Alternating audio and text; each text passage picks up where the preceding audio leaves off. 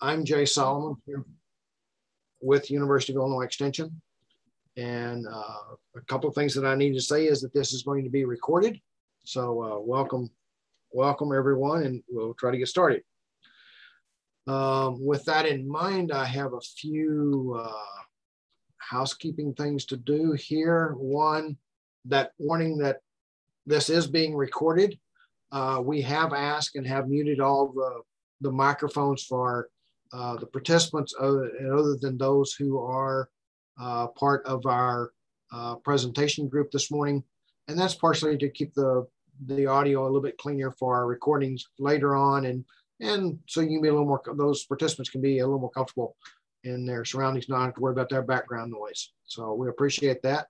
If you have any connection problems or audio problems, please let us know. And you can address those to the group or address those directly to Nancy if you want to, and she can help you work through that.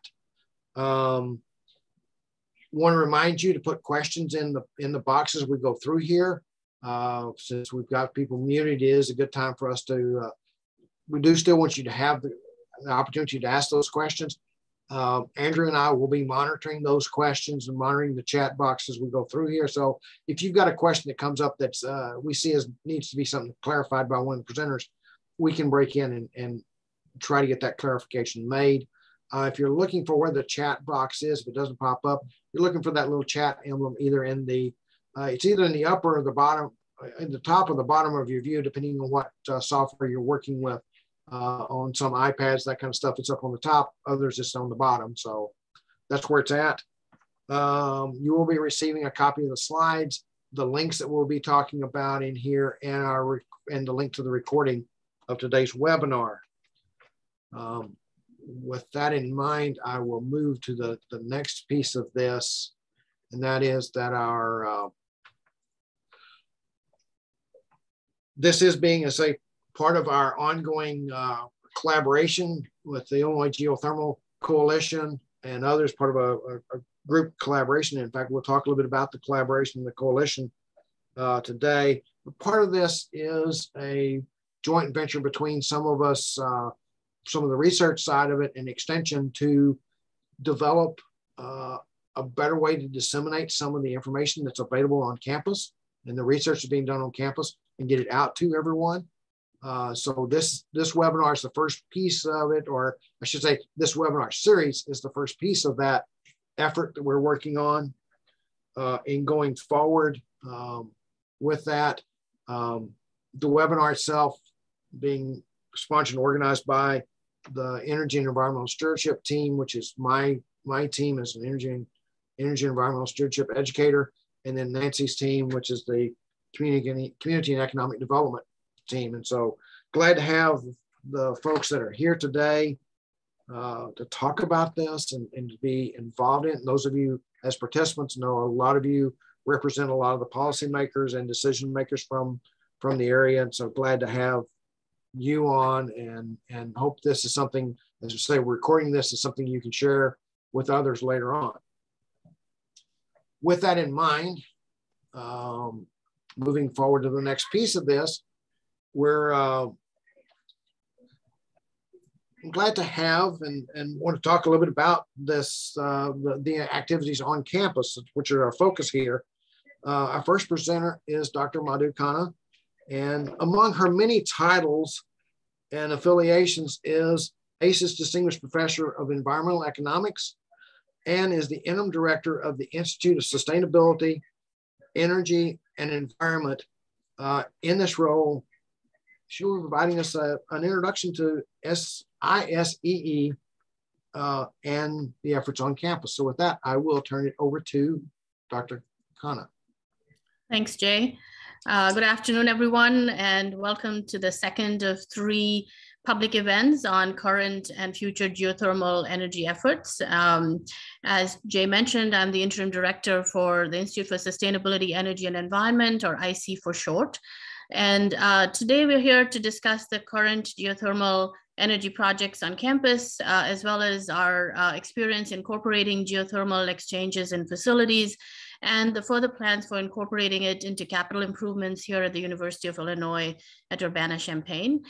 Before we get started with that, I'd like to just give a brief background about IC and the role that it is playing in these efforts.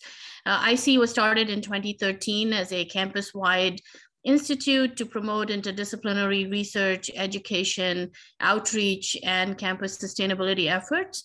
And we have this three-part mission, and really our goal is to foster the University of Illinois as a global leader in sustainability efforts and to create positive change not only across the world and nationally, but also on our own campus, and to be the front porch for all sorts of sustainability efforts that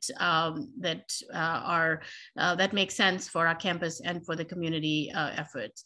Next slide, Jay. And geothermal in particular makes a lot of sense for us to invest in.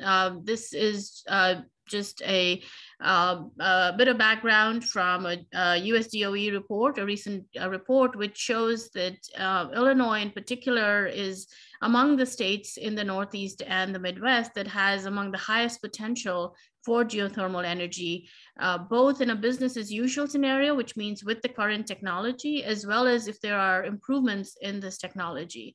And that, you know, in particular, our strengths in Illinois are in being able to do low temperature geothermal applications. And as this right-hand graphic shows, that there are many of the potential applications using geothermal energy are actually expected to be viable in Illinois. And so this is, you know, a promising technology. Next slide, please, Jay. And so it is certainly among the portfolio of technologies that we want to look at. The university has signed a national commitment to achieve carbon neutrality. We have an Illinois Climate Action Plan that is updated every 5 years to look at how we can improve campus sustainability. And the map on the right shows the hundreds of projects that we have in terms of renewable energy, zero waste, energy conservation, and so on, already on campus. And this dashboard provides a way for tracking progress in those projects, as well as our overall progress in reducing energy use, water consumption, and reducing our emissions. Next slide, please. And so we have made a campus commitment to achieve carbon neutrality by 2050 or sooner. We've already, since we started in 2008, we've already reduced our emissions by about 25%, but we have a long way to go. And we are looking at all possible options, including solar and wind, as well as geothermal going forward that would be viable. And to add, we need a mix of technologies and a portfolio, and so we're interested in looking at the role that geothermal can play as a way to facilitate more research and investment in this area. IC has a living lab funding program, and we fund projects that use campus as a test bed for developing and testing new technologies. And several of our projects have focused on geothermal. And so we're excited to see this coalition move forward and really develop these technologies so that they're more implementable at scale. Next slide. And so I just want to end with this. We already have Solar Farm 2. We've got a number of applications of geothermal, and the map on the right shows various ways and places on campus where we are, where we have renewable energy efforts going on as a way to make our campus more sustainable. And so I'm looking forward to the work of this coalition and to the talk today as we hear from leaders in FNS as well as other researchers on the efforts that they are making to make sure that geothermal begins to play an important role in our efforts to achieve carbon neutrality. And so with that, I'm going to turn it over to Morgan White to give her a talk. Thank you very much, Madhu. Jay, when you're ready. Okay, there you go. I will share our slides here. Just want to make sure, can everyone see them? Somebody let me know you can see them. Looks great. Okay, great. So thank you so much. I am Morgan White. I am the Associate Director for Sustainability at Facilities and Services at University of Illinois Urbana-Champaign and the liaison to IC. So I actually work with Madhu quite regularly as well. I'm going to give you an overview. I know she's shared some of this, but I'm going to talk about our leadership commitments a little bit and how that led to the Illinois Geothermal Coalition. And then our colleagues will talk about these other agenda items as well. So for the climate leadership commitments from our campus, there's 2 commitments that are signed. There's the one called the carbon commitment to be carbon neutral as soon as possible. And there's another one that was signed more recently. Instead of in 2008, it was signed in 2016. And that is to build resilience to climate change. And one of the big pieces of geothermal that I find so intriguing is that it is also a great resilience solution. There were some examples from some of our military installations where there was a tornado, it knocked out all the power, but they were able to get back up and running within, I think it was within a day, because their heating and cooling was actually through geothermal, which was protected by the ground. So this geothermal connects both to reducing our emissions and to supporting our resilience commitments for the campus. As Madhu said, we have a climate action plan. This is an image of the cover, and it really covers many different topics: energy, transportation, land and water, zero waste, and resilience. And then it's supported with research and reporting and education. And we are always looking at how to fund things. So that's a key component of implementing it. All of them are on the ICAP portal. She showed you some screenshots from that before, and you can visit it at icap.sustainability.illinois.edu and learn just lots and lots of details about the hundreds of projects we have on all these different topics. As we pointed out, this is a strategic plan for how we're going to reach carbon neutrality as soon as possible and no later than 2050. And it gets updated every 10 years. The first one was in 2010. In 2015, this is what it looked like. And then the one I just showed you was from 2020. In 2015, we included this graph here that was a vision for how we could reach carbon neutrality in our energy emissions. And part of that is to not grow, not continue just expanding. Part of it is to incorporate conservation, use solar. This is photovoltaic, campus photovoltaic, both on campus and off campus with power purchase agreements. We also have a wind agreement. And then we have implemented a biomass boiler. IC was able to do that in coordination with many, many supporters. And then our graph that we made in 2015 said, oh, let's also put in some geothermal in 2035. And it was after this was written and published that one of our faculty members, Dr. Yufeng Lin, came forward and said, why wait? Why are we waiting till 2035? We need to do this now. There's no reason to wait. And that was in a discussion that IC was hosting a living lab workshop, and Dr. Attalla will talk a little bit more about that in his presentation of the projects. But in that discussion, it was like, why should we wait? Let's do it now. And that launched the Illinois Geothermal Coalition. So this coalition, it's researchers and staff like myself, students, public partners, private partners, all kinds of folks who are interested in getting geothermal to be used more in the Midwest. And we are working together to look at innovations and just collaborations and really try to increase that conversation. And so far it's been working. We want to do more, and we're really glad to have you guys here. This coalition is something that any of you are welcome to join. The QR code, if you have your smartphone, we're going to put that up on the last slide so you can join us if you want to right away. And you're going to hear about some of the successes for our campus now.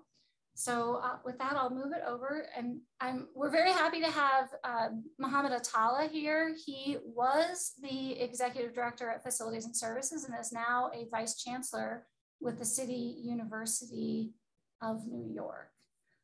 Mohamed, if you just let me know when you want new slides, I'll go to the next slide now. And then good afternoon, everyone. Thank you very much, Morgan, for the introduction. I am very happy to be here. As Morgan explained, I worked with our colleagues and teams and with our researchers and staff on geothermal and the geothermal coalition. And we have plans actually here in New York to expand on geothermal and to probably join the Illinois Geothermal Coalition as well. And in the next few minutes, we'll talk about some of the successful projects that were implemented at the University of Illinois Urbana-Champaign.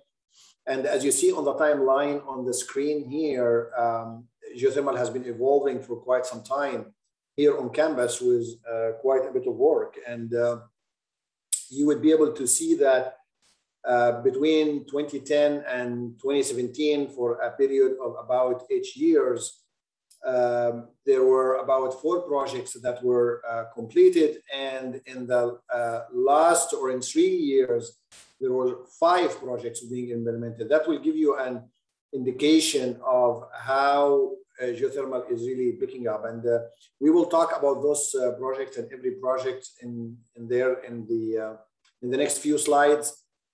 You will see that in 2010, the fruit farm admin building, that was the very first project that was implemented on campus. It was a capital project with geothermal heat exchange and mini splits in the 6,600 gross square feet building.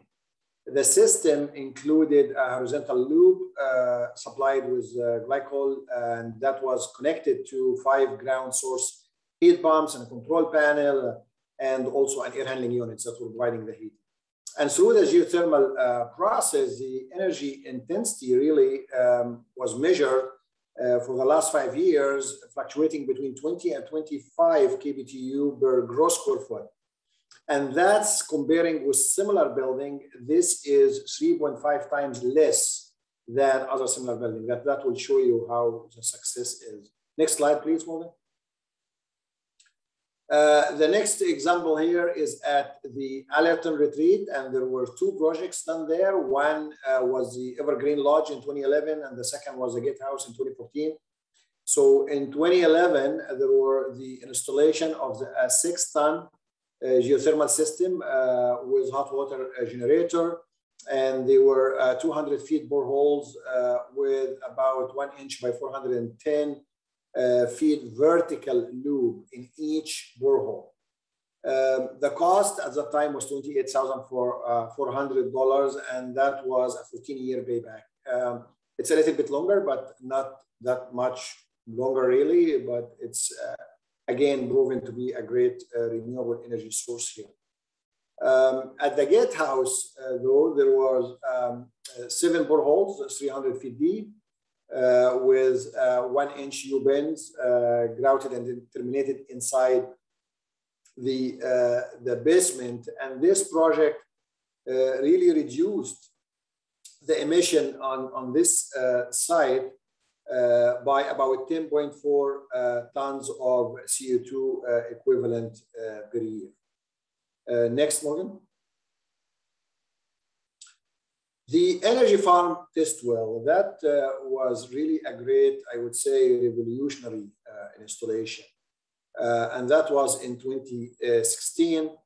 The project installed a geothermal loop and fiber optic cables in that 3,300 feet deep borehole. And also it was instrumented with a thermal response test device. And the main focus here, and why I'm saying revolutionary, is the main focus was the collection of the baseline subsurface thermal data for use in optimizing geothermal energy installation. And we see in the pictures here, Professor Yu-Fong Ling and Dr. Andy Stumpf, and both were very active in this research line at University of Illinois. And with this work with the energy farm test well, it did really teach us in the industry that customizing the design for the specific location of the construction site would actually bring huge value and great savings. And we tried that later on, as we'll see in one of the next slide, how University of Illinois Urbana-Champaign used that approach to customize the design on the site, and how that brought real significant savings rather than a generalized design based on generic data in the geographical area. Next slide, please, Mohamed. The 2019 Hydro System Energy Piles, a very close to heart project. And you will see on the top right corner the picture. This is the bridge that is linking the old civil engineering building to the newly renovated addition of the hydro system project. So right is north and left is south. On the right side, as you see, the bridge is carried on those two foundations, one in the north, one in the east, and every foundation is actually sitting in caissons, on piles, on concrete piles. And you see that on the picture of the bottom right corner, you'll see the steel that going down. You'll see a picture with Morgan White, our Associate Director for Sustainability, and the prime investigator, Dr. Tucci Basher. And this is why I'm saying this is close to heart, the project, because we work with those great people. So, so what happened here with this innovative approach is we used the 50-foot deep concrete piles that is already being installed for the integration of the geothermal heat exchanger with the foundation. And this approach is about 30 to 40% cheaper than the conventional methods of geothermal systems by drilling separate holes. So in this project is estimated to supply the hydro system lab with 515 million BTU per year and annual reduction in greenhouse gas emissions by approximately about 100 metric tons of CO2 per year. And the project here, it's cost about $240,000, and facilities and service provided funding, and also the Institute of Sustainability, Energy and the Environment by using the carbon credits. The Department of Civil Engineering has also contributed, and the Student Sustainability Committee. So it was a great collaboration between a lot of people to have this installation, and this project will have great research value since it's also connected with cable to collect and continue to collect data to the geotechnical lab in the new hydro system building. Thank you, Morgan. Next. The greenhouse, another great project that was implemented at University of Illinois Urbana-Champaign. The geothermal system there is designed to maintain a constant environmental condition of about 83 Fahrenheit for the greenhouse and 75 Fahrenheit for the head house. And that included 3 heat pumps and about 32 vertical heat exchanger in 300-foot deep boreholes filled with bentonite ground. Each heat pump here had about, or has 20 kilowatt of electric resistant coils for supplemental heat during extreme winter condition. Other than that, the system will be providing the heat for that building. Next slide, please. So next slide is my last slide to talk about the case study. As you remember, I spoke about the test well in the energy farm and the work of Dr. Liu Fong Lin and Dr. Andy Stumpf. So we followed that in one of our P3 projects. Next slide, please. And we developed this monitoring well on the Bardeen Quad in preparation for the design. And that also, FNS encouraged the design team to utilize that new optimization process, as we spoke earlier, So again, Facilities and Service and the Institute of Sustainability, Energy and the Environment funded the installation and the monitoring, this monitoring well. And it was instrumented with fiber optic cables connected to a distributed temperature system to detect changes in the subsurface thermal profile. And looking at this customized profile at this particular location, that was used and benefited in the design of the system for the campus instruction facility. And at this point, I'd like to thank you very much for listening. And now I would like to hand it over to my colleague, Sachin, who will go through the process and the design and how the information was utilized and how the efficient design was developed. Thank you very much. Thank you, Mohamed. So next slide, please. So I'm going to talk, again, I'm Sachin Anand with dbHMS. I'm part of the design team for the campus instructional facility. Specifically, I'm the mechanical engineer for the project. So I'll talk a little bit about the project and some of the details of it. But just to kind of set the stage, you know, so that people are familiar with where we're talking about is, so we're on the Barden Quad. You see that on the slide in the site plan, and the orange, the shaded area is where the building is located on the northwest corner. And the building is about 135,000 square feet. And you can see the pipes and the dots in the quad. Those are 40 geothermal wells. They're each about 450 feet deep.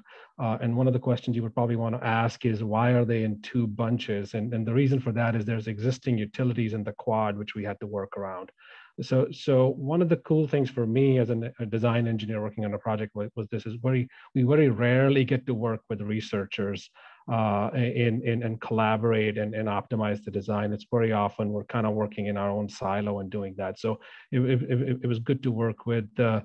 Stumpf and his research team from the U of I in trying to optimize the system design. So next slide. So I'm going to talk about some of the key aspects of the project, but I want to start with some of the impact the project and the geothermal system is going to have. So if you see the pie chart on the right, you know, we're actually saving about 58% of the energy, and that's a composite saving for the entire building, which includes the geothermal. The building has what we call a hybrid geothermal system. So we've optimized it with input from the research team so that we can optimize the first cost versus its benefit. And so it is connected to the district steam and the district chilled water system, but it also is fed from the geothermal system. So it's a hybrid approach, and we try to do that so that we can improve the payback on the project. The project does save about 70% in greenhouse gas emissions over similar facilities, and is slated to be LEED Gold. And we're very close to the LEED Platinum, so we're working on it, seeing if we can get over that last hurdle to maybe calling this project LEED Platinum. And it's been really fun to work on it. So next slide. So some of the things about the project. The total cooling tonnage, which is required for the building, is about 275 tons. And the geothermal supply is about 135 of it. And you would ask, why did you pick 135? And we ran a bunch of different scenarios, and we looked at where would be the sweet spot in terms of first cost of the entire system versus the energy savings. And then that's what we kind of arrived at. And we have two water-to-water geothermal heat pumps, which actually make hot water and chilled water, which feeds the entire building. And then on peak days, both in the summer and the winter, we supplemented from the district steam and the district chill water system. One of the things which we worked on very early on with Dr. Stumpf and his team was optimizing the well field. Our initial estimate was 60 wells. And when they ran the test well, monitored it, got some of the data, and then did some modeling for us, we were actually able to reduce the well field size from 60 wells down to 40 wells, and that improved the payback significantly on the project. And actually the test well is one of the wells which is part of the system. So that well didn't go to waste. We're actually utilizing it. We captured it as part of the test well. One of the other things which I think I'm excited about is because of the fiber optic cable which is in there, we can actually go back and monitor the temperature and the geology and go back and make adjustments down the road into the operation of the system if we wanted to. So that's something really exciting as well. Next slide, please. So now I'm going to talk about a few other system synergies, some of the components of the system and how they work well with geothermal. It's very often when we design geothermal systems, it's important to look at what else is happening in the building and how can we make them work well together. So I'll talk a little bit about how the system is set up as a decoupled system. Talk about the system actually has a radiant heating and cooling. A lot of you may be familiar with radiant heating. You may have experienced it, but radiant cooling is something which is unique and different. And then because the campus instructional facility has a very high people load, there's a lot of people and people are responsible for most of the humidity which comes into the space. So we actually looked at we actually integrated a passive desiccant system in, as part of our overall HVAC system. And then finally, we have a cascading hydronic loop. So I'm going to have a slide for each of these and I'll quickly talk about those. So next slide, please. When we talk about coupled versus decoupled, most office buildings, probably the building you are in right now, have a decoupled system. And what that means is we combine heating, cooling, and ventilation. Ventilation, or what we call fresh air. It all comes out of the same duct and is supplied into the space. Whereas when we go to a decoupled system, we actually peel the two apart. We can peel the comfort heating and cooling from the fresh air or the ventilation component. And that allows us to improve the efficiency of the system and also improve air quality in the building. It's what we call a non-mixing or a decoupled type of system. So in our building, we actually supply fresh air independent of the radiant heating and cooling, which is in the building. So next slide, please. So next, talking about radiant heating and cooling. It's whenever I talk about this and I explain it to folks and I say, why do we want to do this? We all know, we've all experienced radiant heat in some location. It's really comfortable. It's not drafty, much better improved thermal comfort. And it's this concept of operative temperature. I think very often we get confused with thermal comfort as a temperature, which is 72 degrees. And that's really not how the human body perceives thermal comfort. So we play on that, and what we can do with radiant heating and cooling is that keep the operative temperature similar to the operative temperature with an conventional all air system, but actually have the temperature be warmer in the summer and cooler in the winter and provide the same comfort. And that helps with energy efficiency. The other thing, if you look at the bottom of this slide, to the left is a 12 by 14 duct. That's a cross-sectional of it. It can carry the same amount of BTUs to deliver to the space compared to a 3/4 inch pipe. So I'm using a lot less space to delivering heating and cooling energy for thermal comfort into the space. The other advantage where it plays very well with the geothermal is it actually, the geothermal works most efficient if I make water which is not as warm in the wintertime and not as cold in the summer, and radiant is perfect for that. So that's where the synergy comes in between radiant and the geothermal. It helps improve the overall system efficiency. Next slide.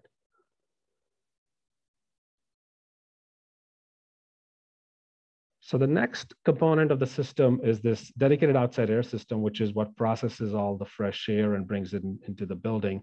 And this building has a very high occupant population because it's all classrooms. There's really no offices or faculty offices or other uses in the building.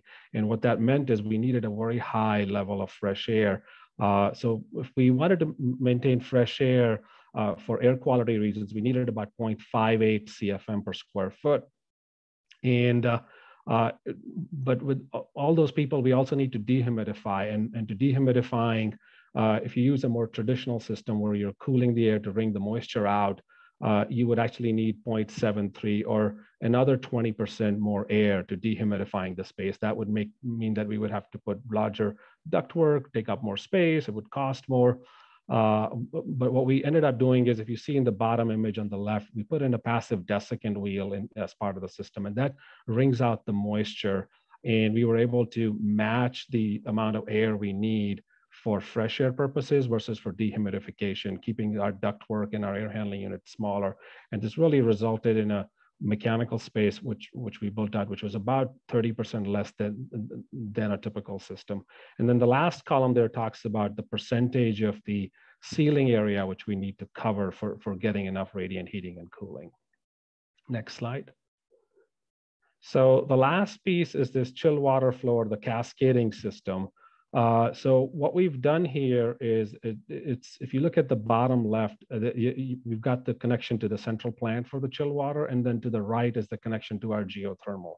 So depending on where the building's loads are, we prioritize the geothermal, and then if we need extra chill water or cooling energy, we bring it from the district plant. And then that cooling energy first goes into our dedicated outside air system, because that wants the coldest water to wring the moisture out of the air. And then once we use that water, it gets warmed up. That water is still cool enough, about 54 degrees or so. We use it to put it in the radiant panels. And you'll be surprised, I only need to keep those radiant ceiling panels in the space at about 68 degrees, somewhere in the mid 60s, 65 to 68 degrees, to provide enough cooling for the occupants in the space. So that's really, we're kind of using the same cooling energy twice, one to removing moisture, and then to actually providing thermal comfort. And that improves overall system efficiency. So the last slide is some of the images. I'll start with the bottom right there. That's the room where the geothermal water comes in. It's got the pumps and some of the heat exchangers, which we're using. And then the one on the bottom middle is the two water-to-water heat pumps. So we're using heat pump technology, which is, again, all electric, great for decarbonization. And that's how we make our chilled water and hot water for the building, which then feeds the radiant panels. And you can see them in the other three pictures, the one to the left and the two on the top. These are different spaces in the buildings. And you would think that's a regular ceiling. That's actually what we call an activated ceiling. Those are metal panels, and they have piping running above it. When you sit underneath it, you can actually either feel the warmth in the wintertime or the coolness in the summertime. So really finding the synergy with the geothermal and kind of creating a system which is more holistic is what we tried to do with the project. Thank you.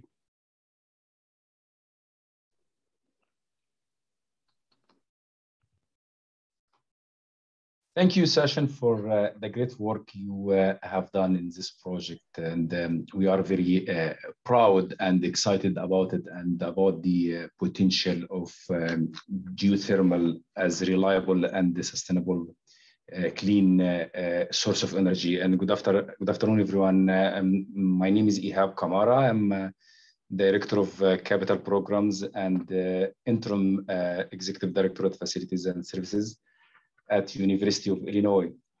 I will be talking briefly about the role of FNS in supporting and facilitating the overall sustainability strategy of the university. So at Facilities and Services, we are supporting and enabling the integration and the incorporation of the old novel sustainability practices and technologies. So next slide, please, Morgan. Thank you.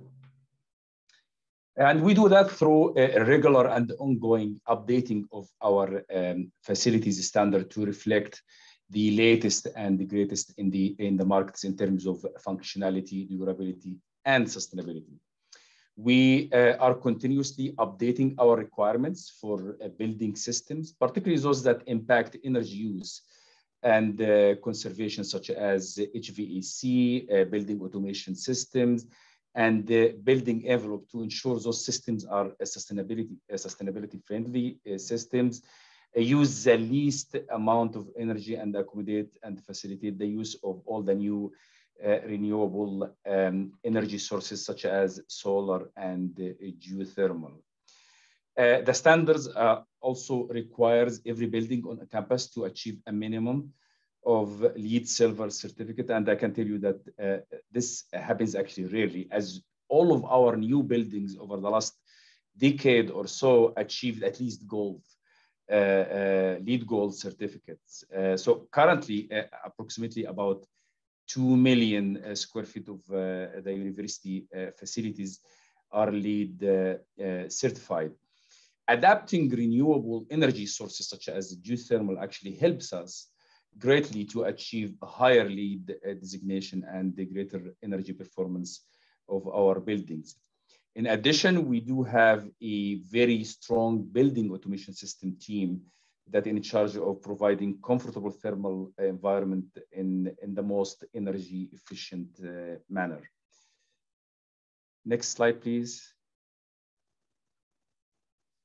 The U of I established its first energy consumption policy in 2007, and since then the university has remarkably actually achieved more than 35% reduction of energy consumption through leading an ambitious energy conservation projects, such as replacing the old inefficient mechanical and electrical systems and the retro-commissioning of numerous buildings to optimize buildings heating, cooling, and ventilation. The university continued to update this policy to allow and enable the integration of the new sustainability practices and the technologies. In the last decade, the university advanced its sustainability strategy further through adapting renewable energy sources. Numerous buildings are utilizing solar panels, and our biggest and boldest actually initiatives was building solar farm 1 and 2 that provide the campus with more than 27 megawatt of electricity and purchasing more than 24 megawatt wind generated electricity. Also the installation of 198 kilowatt biomass boiler at the Illinois Energy Farm, and increasing number of geothermal fields built on campus. Currently, every new building on campus is carefully and thoroughly considered for the potential use of geothermal. The next 2 buildings that we are working on and planning to construct in the near future is the new South Campus Center for Interdisciplinary Learning and the new Doris Kelly Christopher Illinois Extension Community Center. Next slide, please. Supporting the core mission of the university, which really is conducting research and fostering innovation and creativity, is an integral part of the FNS mission.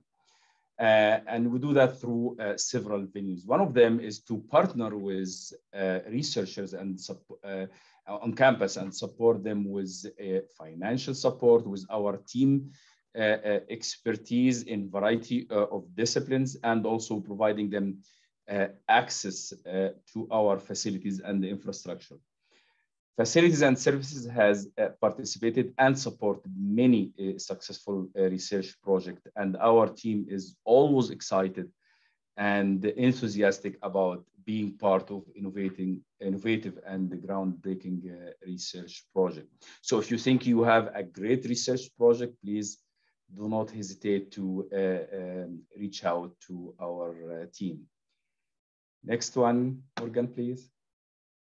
Yeah, and that's the last slide, and that's just a reminder that we join Illinois Geothermal Coalition now. If you don't do so, if you didn't do so yet, and help support this great, innovative, and the clean source of energy that may help to save our world and to continue to make it actually habitable for our children and grandchildren. Thank you.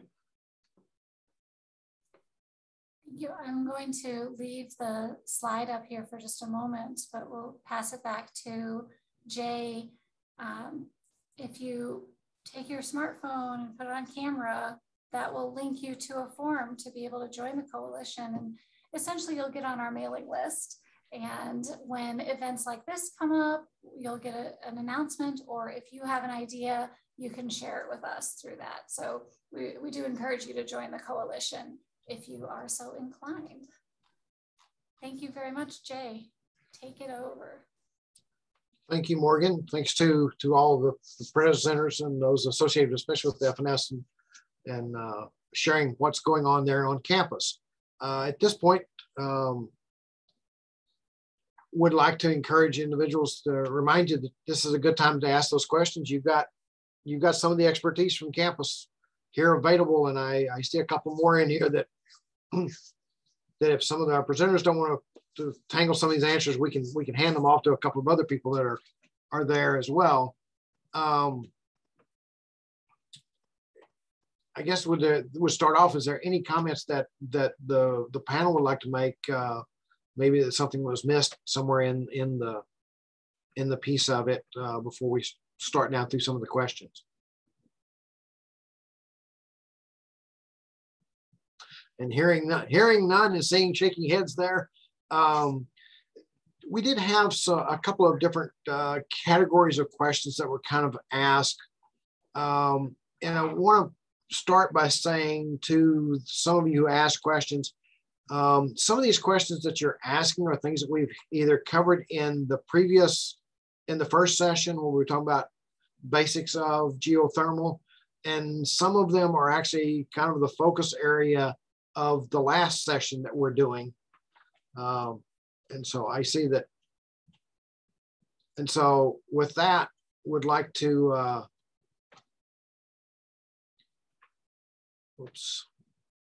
trying to multitask here and I messed up, so bear with me. But the questions were, how is geothermal different from solar and wind technology, efficiency, that kind of stuff? And then there was the question about Dr. Khanna referred to and mentioned Illinois is a great candidate for geothermal energy because of the temperature. Would somebody in the group kind of care to elaborate on those two pieces there for us?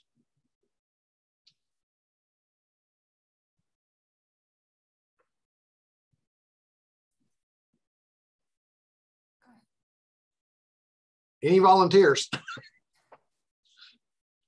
Okay, if you want, I can jump in here to talk about some of this, and the other folks can kind of either correct me if I misspeak or add on to. So I think that if I recall correctly, the first question is, how is geothermal different than wind or solar?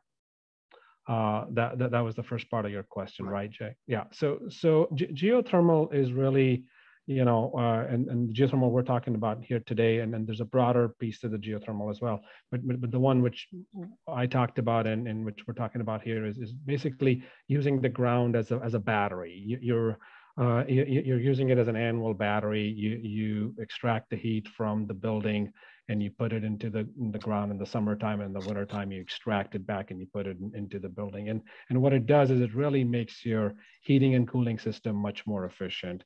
On the cooling side, it can be as much as 2 to 3 times more efficient than a traditional system, which is more air-based, because you're rejecting heat in the summertime to the air in a traditional system versus rejecting it into the ground. And then when you extract it back in the wintertime, it can be anywhere from 3 to 5 times more efficient than a traditional heating system.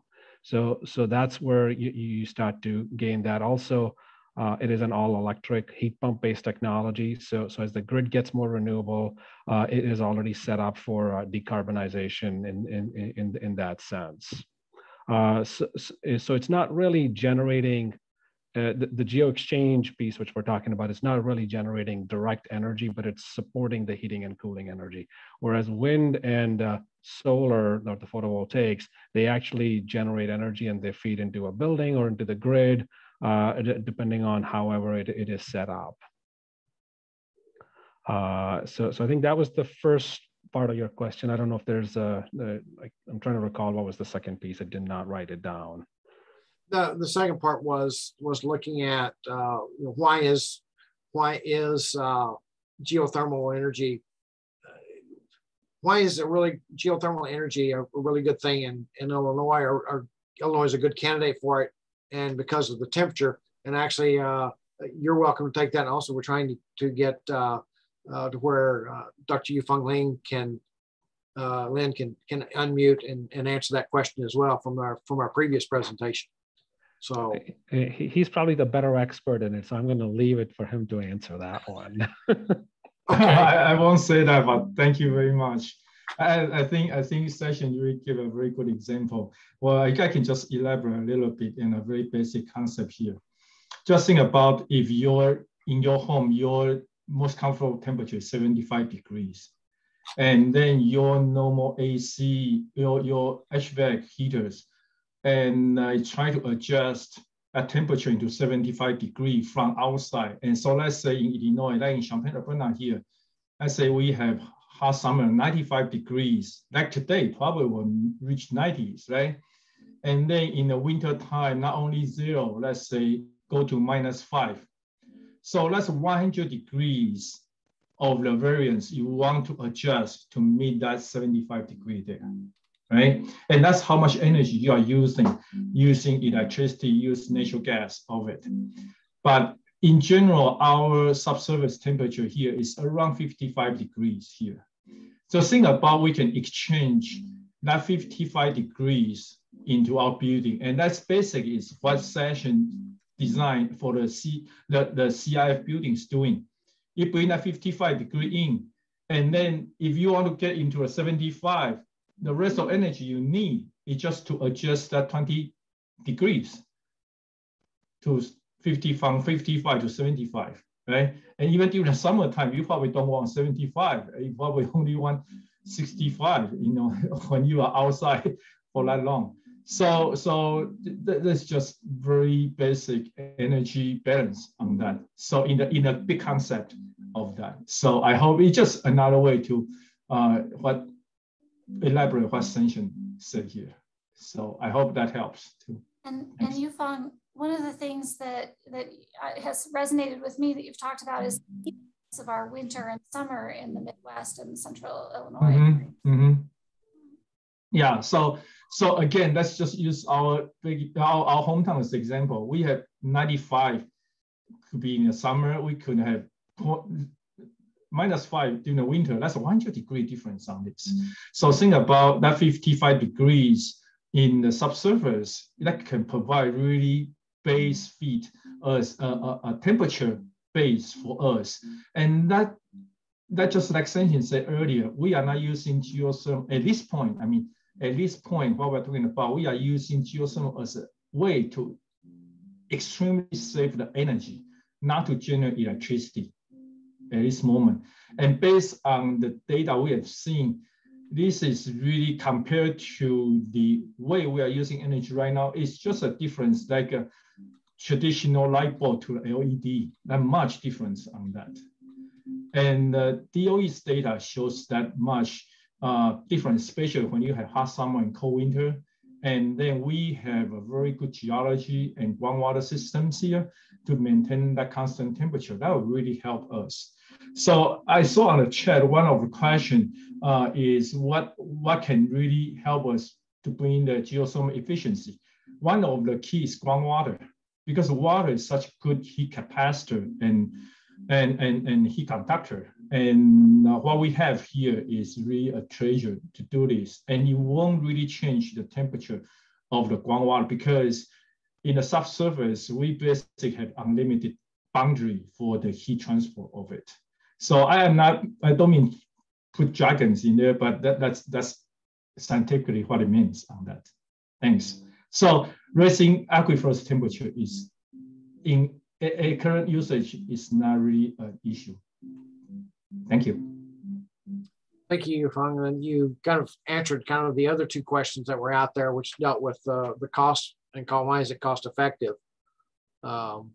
And I guess that there's a question about why is it cost effective for residential. Is there some pieces of this that some of the group would like to elaborate about what really makes it cost effective for a larger building like what we're seeing on campus? And when we think about maybe even the district type setups, I'd like to say something about the larger buildings. There's a program called, it's called PACE. And Jay, you might know the phrase better than I do. I'm not sure. It's Property Assessed Clean Energy, I believe is the CE. PACE. It's a new program in Illinois that allows renewable energy and energy efficiency projects for larger private sector buildings, and I believe nonprofits, but more of the larger scale rather than residential, to put the cost, the long-term payback cost, into the deed that goes with the property. So rather than borrowing the funds to install something yourself, you borrow against the property and pay it back. But if you sell that building, the debt goes with it to finish paying for the system. And so the clean energy solutions in Illinois can be implemented more easily. So there's less financial risk because you don't have to necessarily keep the building the whole time in order for it to pay for itself for that building. That's one aspect of the larger scale geothermal. The other thing, if I can add onto what Morgan said, is that, you know, on larger buildings, you have a better balance of the loads, because the geothermal it's like a thermal battery in the ground, and you want to find that right balance of heating versus cooling. In larger buildings, you find that that balance is much better. Like the Campus Instructional Facility, we have a lot of people in there. You know, and they're, each one of us is a heater. We're like a 100-watt heater sitting in our chair in a building like that. So if we can find that better balance, that actually makes the geothermal much more effective. And that's why there's also examples of geothermal on a district scale, where if you don't have the balance in a building and you can start tying multiple buildings into the same loop, you can actually find economies of scale and make it much more cost effective to implementing geothermal on a district scale.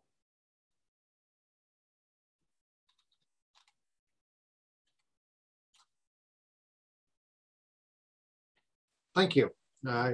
Hopefully that hit a lot of the questions here. I was trying to check, make sure there was any other questions out there. One of the questions come up, and I would this is a good one to pose to this group, is, you know, why did it take the university so long to get really involved with geothermal and geothermal energy, since it's been out there since what, sometime in the late 70s, early 80s, and really started, you know, some of the research out there, and then started implementation, you know, in the late 80s and 90s was a good push of that. So what, was there some geothermal early on, some of the geothermal research there on campus, that kind of stuff? Would anybody like to speak to that? I can try to address that. You know, I wasn't here when the U of I was founded in 1867, so I'm not sure what the mentality was at that point. But I do know that, you know, everyone on campus is working very, very hard all the time on their particular role. And so if someone is focused on, you know, biomass research, they're just working on that, and day in, day out, focused on that particular topic. And that's a way that our innovation is really able to proceed, because somebody really digs into it. And every PhD program, you have to have that specific topic that you're really focused on to obtain your doctorate.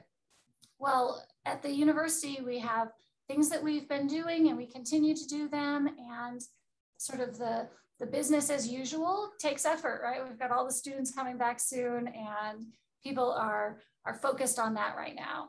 And so to do something that changes our direction and makes that shift, it really takes some sort of catalyst. And that's why I like to highlight the Campus as a Living Lab workshop that IC hosted, because we used that. It was at that point that we said, hey, let's put effort into this. Let's make this happen. And it's interesting, I mentioned in the chat that I just put in geothermal at my house, and every time I tell people that, usually 1 in 10 people will tell me they also have geothermal. So it's interesting because it's out there, but it's not well communicated. And I think these webinars are great to really get the message out there a little bit better and spread awareness. Well, if I may elaborate what Morgan had just a little bit. First is geothermal energy is really has a very big umbrella. It's not just one thing. It's not just wind. You saw the turbine, that's it. It's not like solar. You see the panel and that's it. Geothermal has a lot of variety. You have open loop, closed loop, and you have direct use. You have geothermal exchange. Actually, it's really complicated. I won't even say system. It's a very complicated community. A lot of different ways to do it. It all depends on your geology, your usage, your energy balance on that. And that complexity usually won't be seen because it's underground and under your parking lot, under your football stadium, under your beautiful park. And for a lot of people, if I don't see it, it doesn't happen on this. And that's another beauty of it because you won't compete with real estate. You can still use your land service of that, but that also attract less attention on that. So actually geothermal, if it is a good geothermal system down there, nobody knows there because it's just quietly working on there, provide the base load of it. Right. So that's another reason. And then with such multidisciplinary study, it really takes effort to put different discipline people together. And that's why, for me, in 2015, ask that question, why not now? Well, that's the easy part to ask question. And the difficult part is I see to put people together and FNS to make it happen, provide a solution. That's the difficult part. For me to ask questions is easy, right? So really there's a lot of expertise behind the scene. From geological survey, from FNS, from civil engineering, from agricultural engineering, geology, you name it. So campus, we have like 7 units, 7 different departments working on this. So it's really multidisciplinary and not just academic. We need FNS who can make things happen.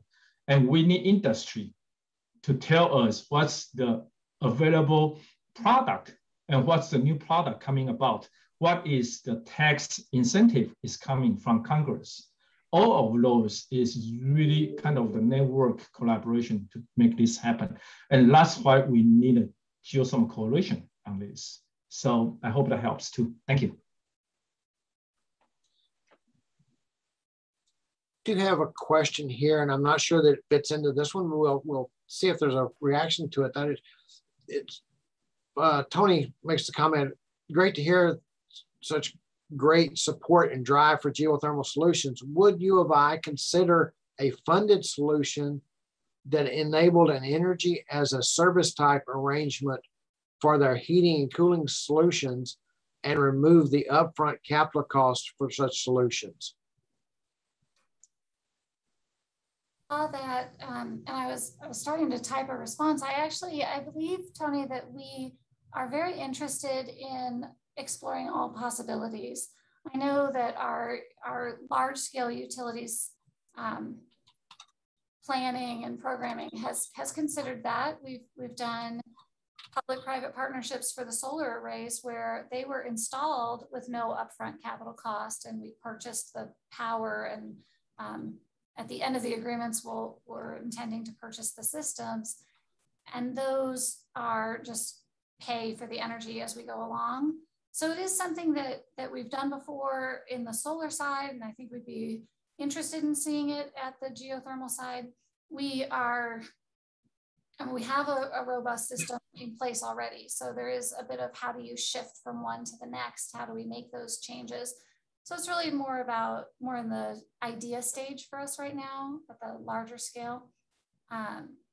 So I think we'd definitely be interested in hearing more of that idea, but we also have to be very cautious not to overstep the Illinois procurement code. There's some very strong restrictions. You know, if anyone helps us define the specifications for a request for proposal or request for pricing, that group is not allowed to bid. So we have to be very cautious about how we have those conversations. But we certainly are open to them. Thank you, Morgan. And I'd say that's something I think a lot of us are looking at. How can we better handle that from the university and the public sector and private sector as well. Do want to acknowledge in the chat box, John Freitag, who is the executive director for the Geothermal Alliance and one of our partners in doing this operation, this presentation program, and our collaborative effort. Responded to several of the questions in there, and really appreciate him contributing that information too. And that's a good source. Want to give him credit and credentials for the sources and responses he gave in the box. So in the chat, I appreciate that feedback from him. At this time, there are a few other questions that are, and we'll try to respond back to some of these questions that are very specific to some of the homeowner things, but I think we covered most of them unless Andy knows, saw one that I missed. Otherwise, I'd like to remind you that this is the third one in the series, and this last one will be on Thursday. It's part of the CED, our local government page. Is a good place to get to it. It's part of their programming. And it's going to look at community cases where we're doing like community buy and packaging to make it more available, and kind of what we already alluded, more available to the general public, and answer some of these questions about how does this work into a public building or into a private home, or what are some of the resources out there to make it happen a little bit easier. So would encourage you to register for that one. Remind you we will have it. Also will tell you that the recording for the previous webinar, the overview of geothermal is available to those folks who registered for any one of the three of the conferences. Just if you don't have that email address or that link and would like to have it, send a note to Nancy or I, and we will get you that link. And we'll get the link out for this one as soon as it's posted. So with that, I would like to, we're a little bit over. I would like to bring things to a close here and thank our presenters. I apologize for not getting all the introductions done early on there and running a little bit long to start with, but do appreciate all the input from the facilities and services folks, for Dr. Attalla for coming back, joining us from the East Coast there and outside of your time zone. You're the lucky one who got to have your lunch, like the rest of us, but otherwise, yes. I will bring this to a close and thank everyone. So unless there's final comments from anyone. Thank you very much, everyone. And thank you for the great webinar and for inviting me back to participate. And I would be delighted to continue to contribute and to be part of it. Thank you very much. Oh, we do have a survey. We would appreciate you letting us know how things worked. And this is just basically a way for us to know if we kind of hit the spot or if we need to go after some additional stuff. So we appreciate your responses to this. It gives us a way to look at where we go from here. So with that, thank you. And we look forward to you joining us at some point later on, whether it be on Thursday or one of our future programs.